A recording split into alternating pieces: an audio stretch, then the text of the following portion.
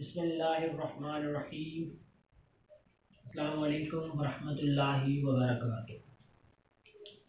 My dear students, आज के इस वीडियो लेक्चर के अंदर हम जिस इम्पॉर्टेंट कॉन्सेप्ट को डिस्कस करने वाले हैं वो अक्सर एग्ज़ाम में लॉन्ग क्वेश्चन के तौर पर भी आता है। प्रोडक्ट ऑफ वेक्टर हमने लास्ट टाइम स्टडी किया था, स्टार्ट बल्कि दिया था, उसका इंट्रोडक्शन मैंने आपको करवाया। उसमें दो अहम चीज़ें मैंने आप लोगों के साथ डिस्कस की, एक रिज़ल्ट के बारे में और एक किन वेक्टर्स का प्रोडक्ट करना मुमकिन है। रिज़ल्ट के बारे में हमने ये कहा था कि इसकी दो पॉसिबिलिटीज़ हैं।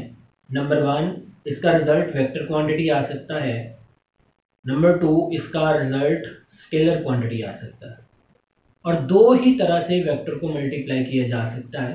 वेक्टर स्केलर हों तब जब दो पैरेलल वेक्टर को मल्टीप्लाई किया जाए, वेक्टर का रिजल्ट वेक्टर आए, वेक्टर्स के प्रोडक्ट का रिजल्ट वेक्टर आए जब दो परपेंडिकुलर वेक्टर्स को मल्टीप्लाई करें। आज हम उनमें से एक की डिटेल को जानने की कोशिश करते हैं। बेटे, जिस तरह से हमने दो वेक्टर्स के प्रोडक्ट को दो क्लासेस में डिवाइड किया, वेक्टर प्रोडक्ट और स्केलर प्रोडक्ट, इसी तरह मल्टीप्लिकेशन के दो साइन हम यूज़ करते थे फ्रीक्वेंटली। यानी अभी तक हमने अपनी लाइफ में मल्टीप्लिकेशन के दो साइन यूज़ किए, एक डॉट लगाया करते हैं, एक क्रॉस लगाया करते हैं।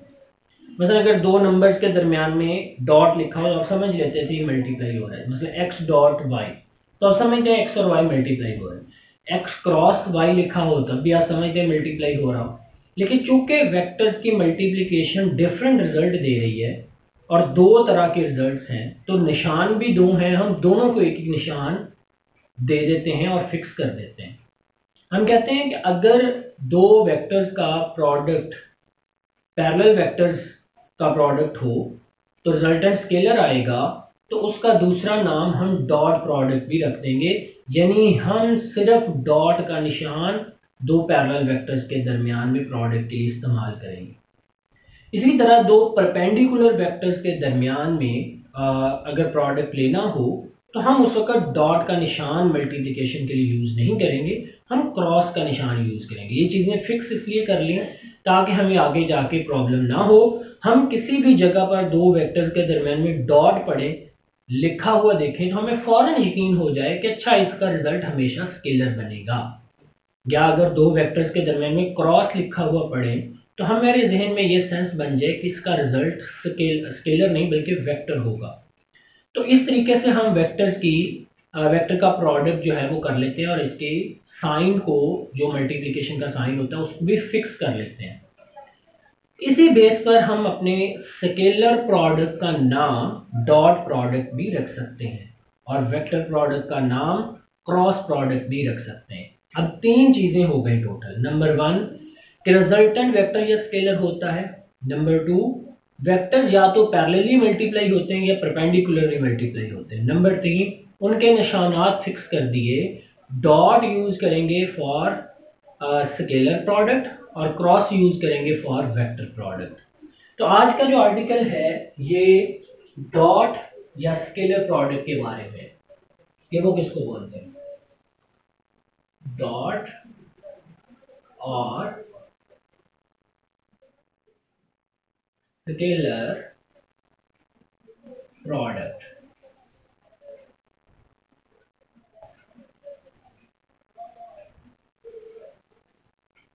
इसके पहले हम फर्स्ट ऑफ ऑल तो डेफिनेशन करते हैं।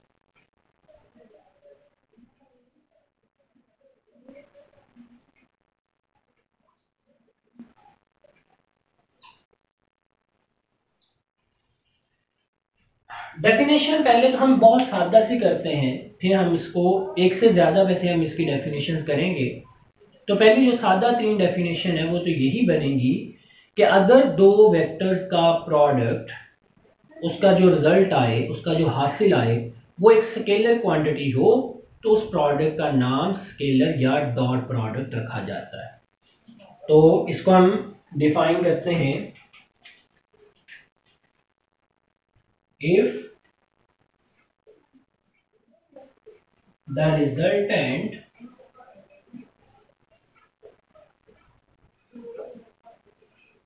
of two vectors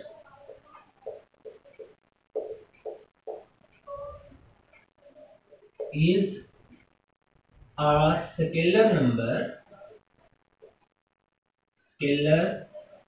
quantity,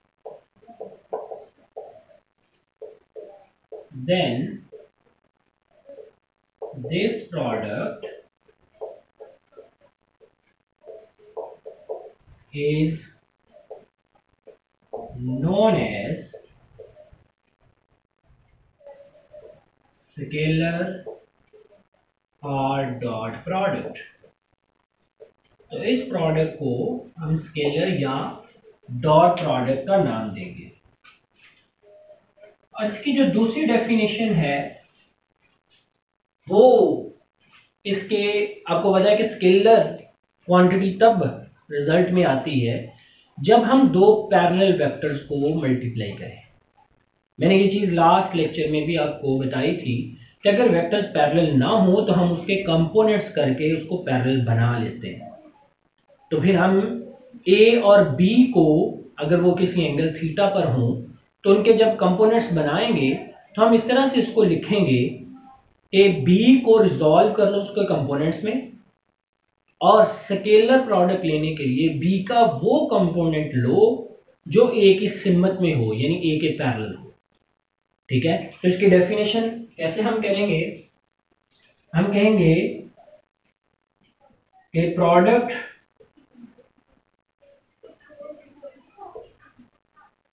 of two vectors in such a way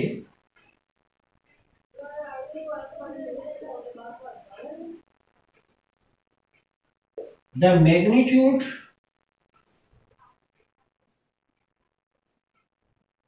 of vector A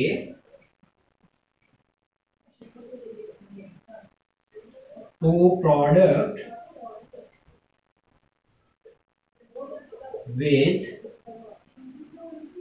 magnitude of component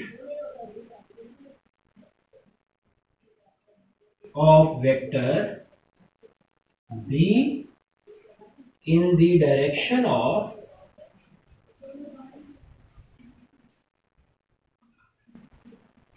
A। इसको शुरू में डॉट प्रोडक्ट भी लिख सकते हैं। Dot product of two vectors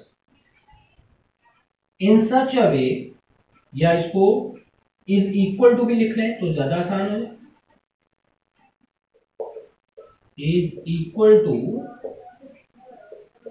the magnitude of vector A to product, यानी vector A की magnitude का प्रोडक्ट लें with magnitude of component of vector B in the direction of ए।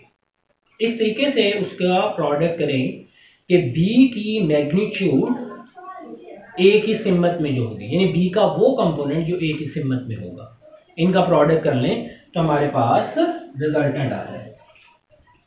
अब इस चीज को हम एक्सप्लेन करते हैं और कंसिडर करते हैं दो वेक्टर्स को। एक्सप्लेनेशन,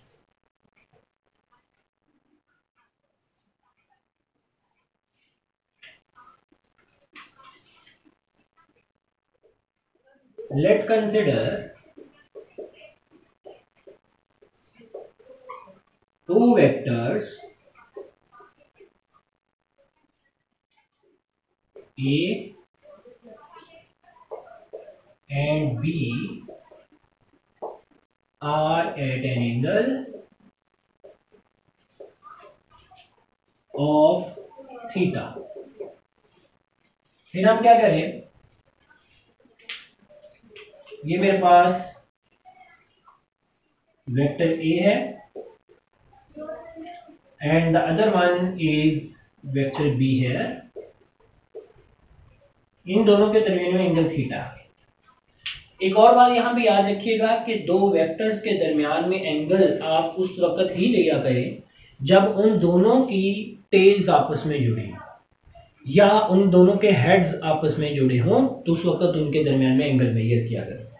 अब इसको रिजॉल्व करना है इसके कंपोनेंट्स में, तो बी को रिजॉल्व करना है, तो बी की टेल से एक लाइन खींचें ए की सिमत में और बी के हेड से एक लाइन खींची इसके ऊपर परपेंडिकुलर।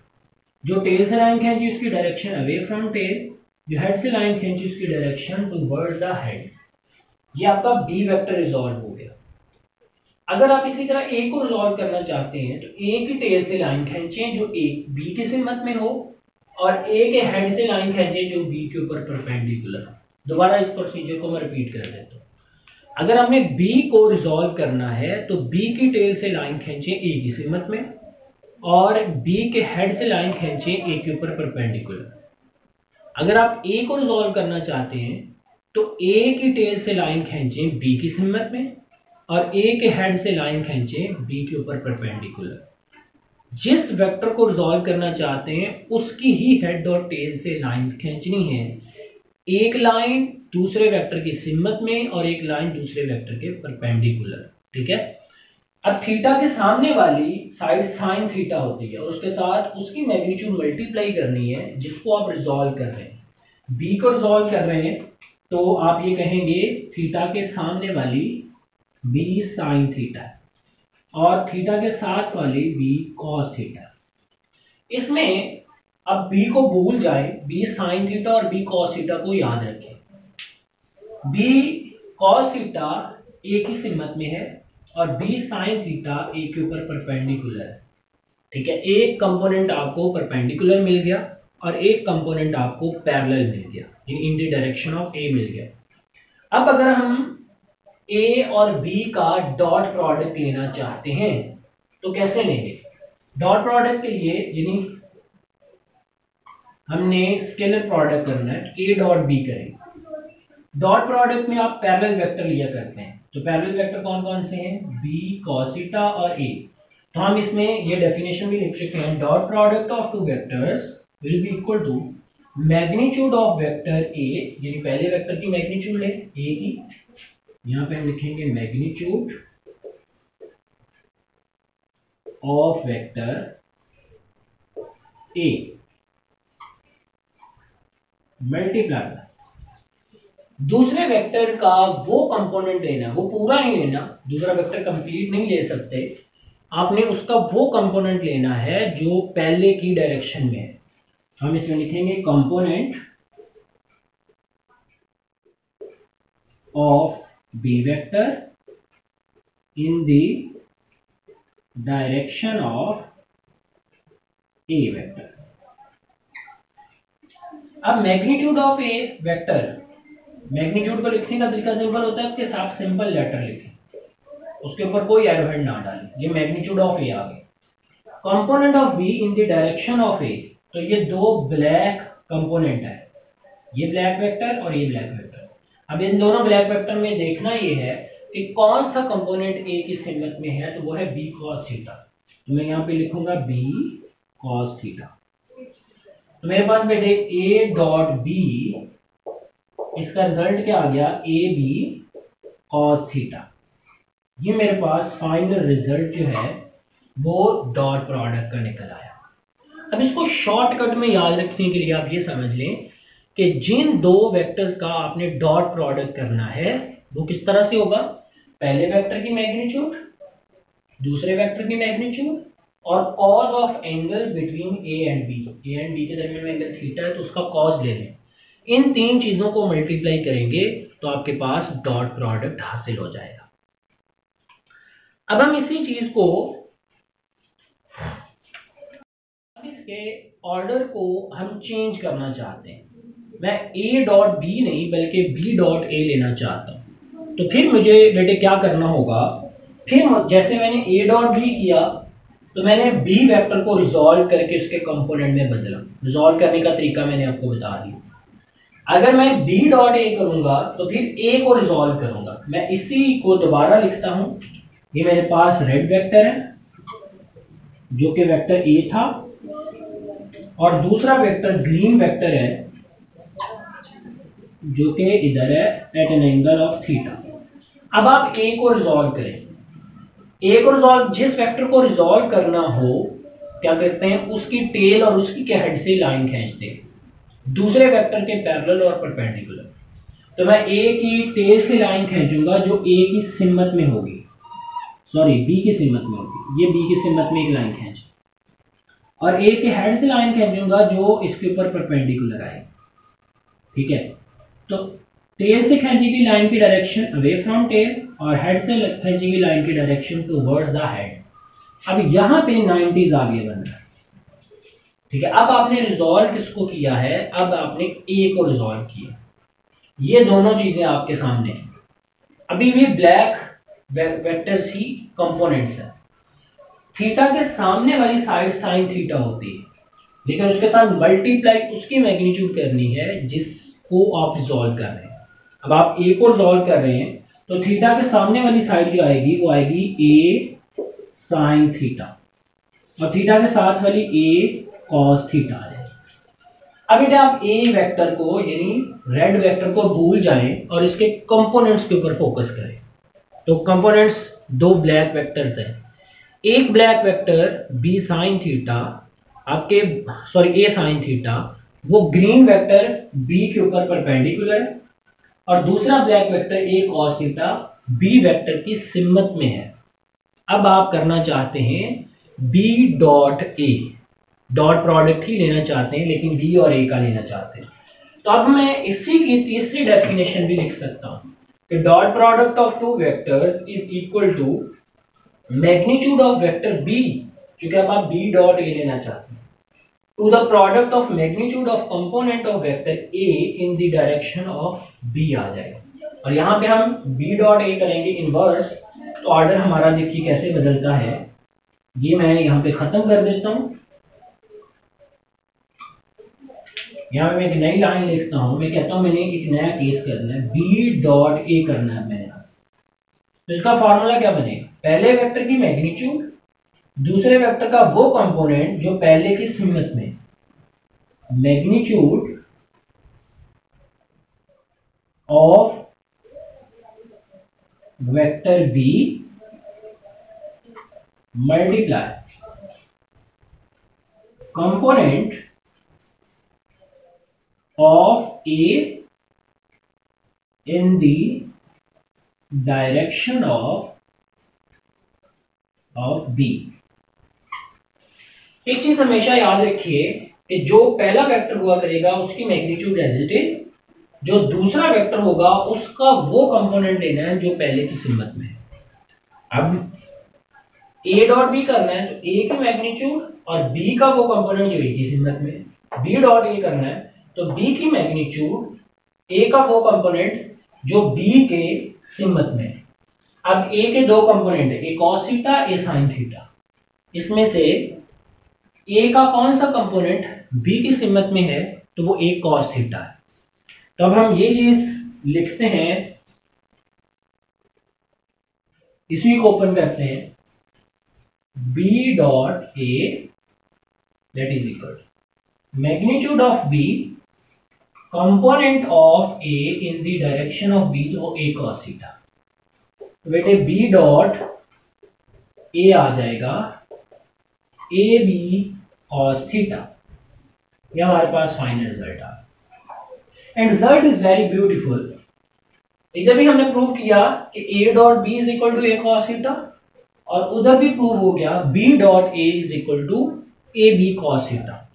इससे ये चीज हमें अच्छे तरीके से पता चल गई कि इस प्रॉपर्टी को नाम देते हैं कि अगर आप ऑर्डर को रिवर्स कर दें तो आपकी आंसर के ऊपर कोई फर्क नहीं पड़ता। इस चीज को बेटे हम नाम देते हैं कॉम्यूटेटिव प्रॉपर्टी का।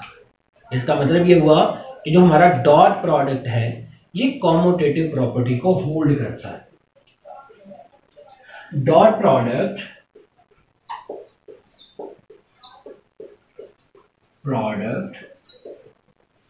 of two vectors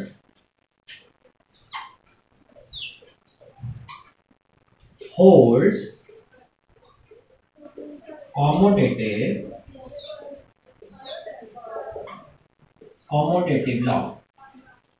commutative law क्या होता है कि आप बी डॉट ए करें, ये इक्वल होगा ए डॉट बी के। ये हमें इस चीज से समझ आई। तो बेटे आज के लेक्चर की लर्निंग हमारी क्या है कि हमने ए डॉट बी करना सीखा और बी डॉट ए करना सीखा। उसमें किस तरह से वेक्टर्स को रिजॉल्व करते हैं उसके कंपोनेंट्स में, और किस तरह से एक वेक्टर को दूसरे से मल्टीप्लाई करते हैं, ये चीज हमने सीखी। अब इसकी रियल टाइम एग्जांपल अगर देखें कि कौन सी होगी, डॉट प्रोडक्ट की example. Work is an important physical quantity और ये डॉट प्रोडक्ट होता है फोर्स और डिस्प्लेसमेंट का। तो हम कहते हैं कि work is dot product of force and displacement. आपने मैट्रिक तक वर्क तो पढ़ा होगा, आप पढ़ते थे F मल्टीप्लाई बाय L। आज से आप उसको पढ़ेंगे F डॉट L या F डॉट D भी लिख सकते हैं क्योंकि डिस्प्लेसमेंट होगा। तो F dot D is equal to work done. और डॉट प्रोडक्ट आपको ओपन करना अच्छे तरीके से आता है। जिन दो क्वांटिटीज के दरमियान में डॉट प्रोडक्ट हो, आप उसको ओपन करते हुए पहले की मैग्नीट्यूड, दूसरे की मैग्नीट्यूड और cos of angle between two vectors पढ़ते हैं। तो मैं वर्क को लिख सकता हूं F multiply by D into cos of theta. तो ये मेरे पास डॉट प्रोडक्ट आता है। ये इसके रियल टाइम एग्जांपल है जो हम फिजिक्स के अंदर आगे जाके डिस्कस भी करेंगे। ओके बेटे, टेक केयर, अल्लाह हाफिज।